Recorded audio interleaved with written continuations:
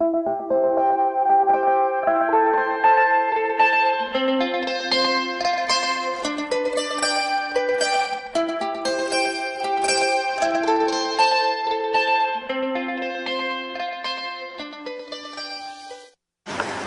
word jihad is mentioned in the Quran about 41 times.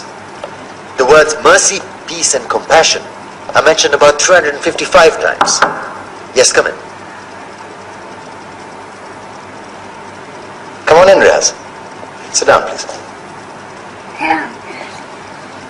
Contrary to popular belief in most Western cultures, Islam is a religion that preaches peace and tolerance. Yes, Patricia. If Islam truly is a religion that preaches peace, then how come the world's most troubled spots, the West Bank, Afghanistan, Pakistan, Iraq, they're all plagued with Islamic terrorism? Well, that depends on your definition of terrorism. Some might argue that the US invasions of countries like Iraq and Afghanistan are also acts of terrorism. No, those were acts of war to get rid of despotic regimes. Or a means of getting at a country's oil. Conspiracy theories. Well, may I? Yes, please. Go ahead, Riaz. Mr. Khan is right. I mean, if we're talking about terrorists, the world's biggest terrorists are the white superpowers.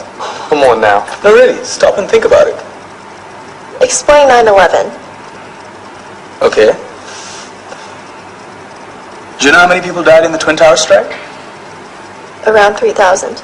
And do you have any idea how many people died in the bombing of Afghanistan? Take a wild guess.